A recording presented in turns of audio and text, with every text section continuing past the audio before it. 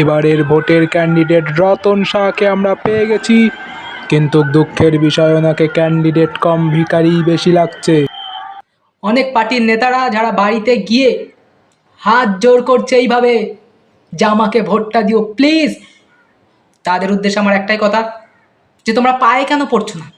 পায়েও পড়ো, ওটা বাদ রেখেছো কেন? বিপক্ষ প্রার্থীর নেতারা যারা বাড়িতে বাড়িতে গিয়ে হুমকি দিচ্ছে, ভোটের জন্য জোর জবস্তি করছে, কিন্তু আমরা ওই রকম নই যে বাড়িতে গিয়ে জোর জবস্তি করব। আমরা রাস্তায় করব মারপিট। আমরাও যদি ওদের মতো বাড়িতে গিয়ে হুমকি দিতাম, অবস্থা খারাপ হয়ে যেত আমাদের। কেননা আমরা জানি যে ওরা আমাদের থেকে কোনো অংশে কম নয়।